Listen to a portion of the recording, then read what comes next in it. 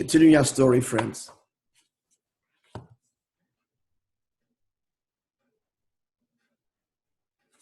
So the story so far, the story is related by Rabbi Yael Khan, right? I'm assuming we all know Rabbi Yael is Rabbi Yael. God bless him, just turned 90. Is the Rebbe's, the main chayzer, the one who would review the Farbrengens and write up the Maimorim and the Sichos, etc. Rabbi Yael is blessed with, he's a phenomenal person. He's blessed with a phenomenal mind. Zalman told me the name of his father, Label al-Vashalom, who was a genius off the charts, Label. So Label said about Rabbi Yael, there's all kinds of intellectual virtues, there's memory, there's depth, there's scope, but few people are blessed with all of them. Memory and depth and breadth. There's actually other dimensions to intellect as well. And he says Rabbi Yael has them all in the most extraordinary way. But I should tell you also, people think Rabbi Yael is just this prodigious intellect. He's actually a deeply emotional person. I would describe him first as a deeply emotional person more than intellectual.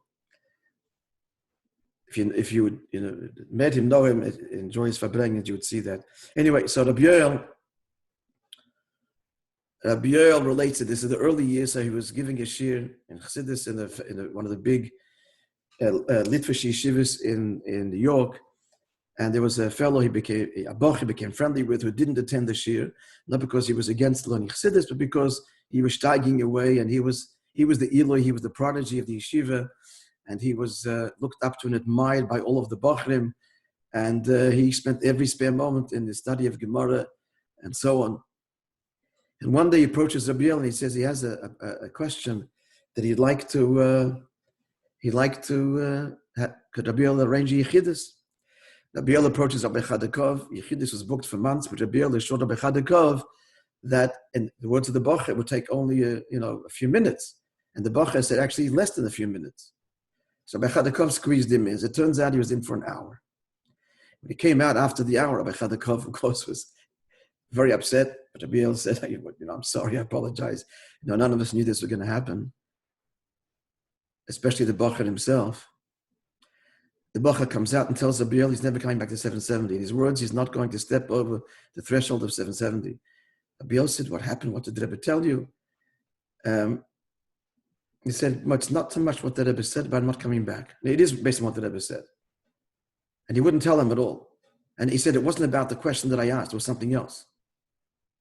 But he eventually does tell him, and that's 15 years later. He meets him and he's come to Crown Heights, and he's walking down the street, and the fellow calls him, and they start talking, and he starts to tell him his story. And he said that when I told the Rebbe my problem, which the Rebbe, addressed, the Rebbe said to me that someone of your talent and your ability and your intellect, you should learn Chassidus several hours a day. And they've explained to him that without Chassidus, then it's very possible that our learning doesn't connect with the author of the Torah, and we have other agendas. And if that agenda is challenged, then the whole enthusiasm to learn is gone. If it's all based on an agenda. And the Rebbe spoke and explained to him, what does it mean to learn Torah for its own sake, which is what Chassidus inspires and engenders. And I hope you remember this, that the Rebbe said it's not only to learn in order to know what to do, which is also a very elevated kind of motive. I'm not learning for me to become a godel. I'm learning to know what to do. That's not the highest level of learning for the Shema, for its own pure sake. And not even to learn in order to get close to Hashem. Remember the example that Rabbi gave as a child who hasn't seen his father, and the father appears, the child calls, Abba, Tata, father, and runs to him. There's absolutely no agenda here. He's not honoring his father, not getting from his father. It's pure father. That's Lishma. So the Rebbe says a Yid wants to embrace his father, so he grabs the Gemara and he learns. Because that's where the father's God, Hashem's invested in Torah. So the Rebbe asked him, did you ever see a Jew that learns Torah this way? To which he responded, and did you? Never smiled and said yes. That's where we're up to the story. Right? So the Rebbe explains this, he's continuing to share this with Rabbi Yael, explained the subject very well, but and trying to convince me to spend a few hours in the study of Chassidus every day. But I was not going to give up on my goal to become a great scholar, and he just didn't agree to learn Chassidus a few hours a day. But I knew the Rebbe was right, and therefore, in order that I shouldn't think about this anymore, I don't want to be disturbed by this, I want to put this out of my mind, I decided I'm no longer coming to 770. I don't want to ever be reminded of this discussion. I've got my goal. He was the genius of the Yeshiva, the future Rosh Yeshiva, the future Gadol, and he was going to stay his course. So he continues relating to Rabbi Yoel that, so he went back to the Yeshiva, a few months passed, and one day the following occurred. So he was sharing a novel insight, a chiddush, with his fellow Talmidim in the Yeshiva. And the way things, used to always were till now, that when he gave an insight or a teaching, everybody accepted it and, brilliant, and congratulated him and praised him for the depth of his insight. On this particular occasion, someone started to mock it and said, doesn't make sense. And others also didn't accept it and laughed, and this hurt him deeply. And he had difficulty coming to terms with it. And then it happened again. And then a third time. And this affected his whole morale. So he had no connection to learning Torah for any kind of elevated goal, elevated purpose. And the respect that he had enjoyed till now, the adoration from the other yeshivas, other bachrim, is now obviously no longer what it was. And slowly but surely, the desire and the enthusiasm to learn starts to wane and dissipate. He's trying to overcome it, but he just lost the drive. Now, he didn't leave, God forbid, abandon Yiddishkeit or abandon Torah, but the fire was gone. The fire of wanting to become, whatever, the Gadol, the Rosh Yeshiva. He leaves the Yeshiva, he marries. And unlike, most of his genre, the go to Kollel, he doesn't. And he goes into business. He's a very bright fellow, and he's very successful. The business blossoms and so on. He does very well. And he says to Rabbi Yoel that suddenly, out of nowhere, at one point I start to look at myself, what happened to me? And he realizes this happened so slowly, incrementally, in increments, that he didn't realize the distance. He's a frum guy, but completely no longer the yeshiva bacher that he was. Here in the yeshiva, he was one of the top bacher. He was the prodigy, and now he was so far from learning.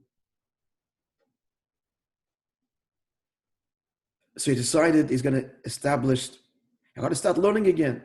He starts learning Gemara, but it just doesn't last. He doesn't feel that it talks to him. I'm just going to share with the words that he says, because these are the words of Yeshiva.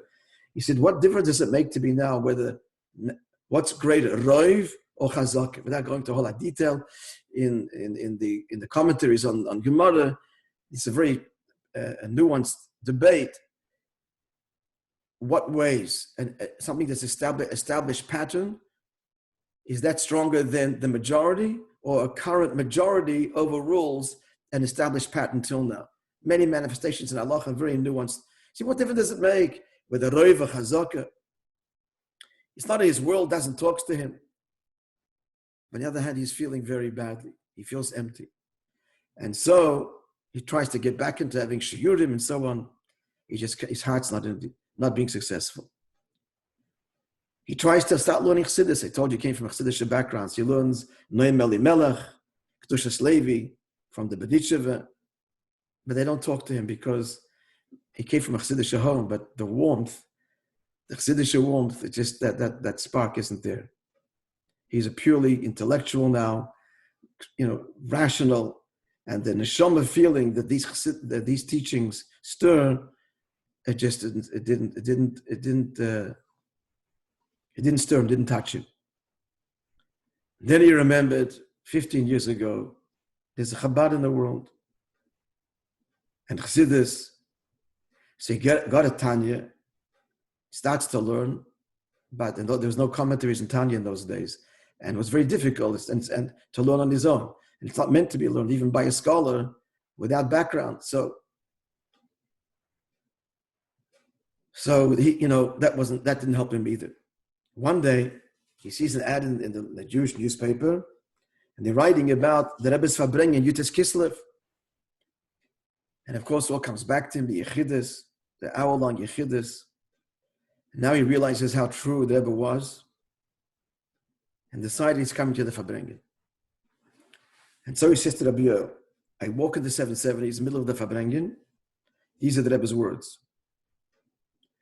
Quoting the pasuk that the bilti yidach and yidach, that no Jew is ever pushed away, and Hashem has His plans, and Hashem arranges things in such a way that a yid should come back to Him, and this is a unique hashgacha pratis, a unique relationship that is with every yid, and especially, the Rebbe continues, a yid who learned Torah in the past, in whatever way it was, whether it was for the sake of heaven, not for the sake of heaven, lishma, not lishma.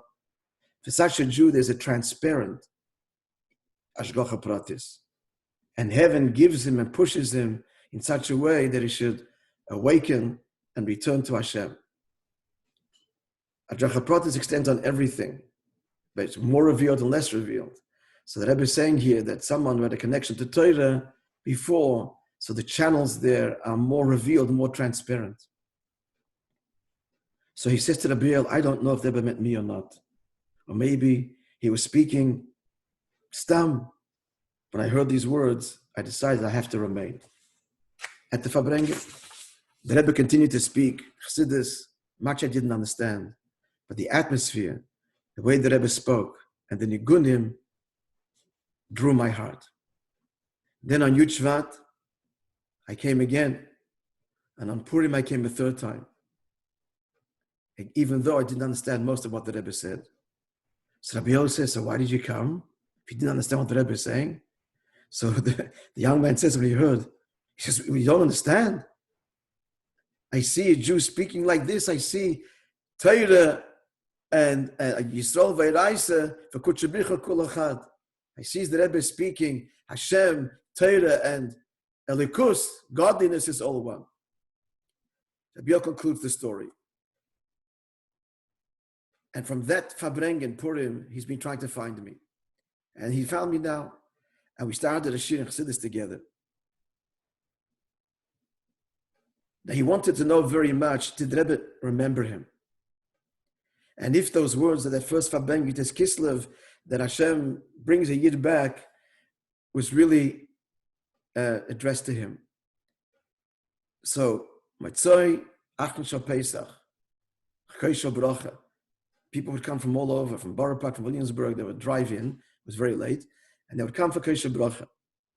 So, and then, it's very quick. The Nigunim and passes. So when he comes to get Choy Bracha, the Rebbe looks up at him and says to him, Was machst du? How are you? With a faint little smile. That answered his question. The Rabbi concludes, we learned Chassidus for a certain time. Many things in his personal life changed. He had not sent his children. At this point, they went to like a modern Orthodox school. Now he sent them to Yeshiva, and his whole life became a card-carrying chassid, but his whole life was elevated and remained connected.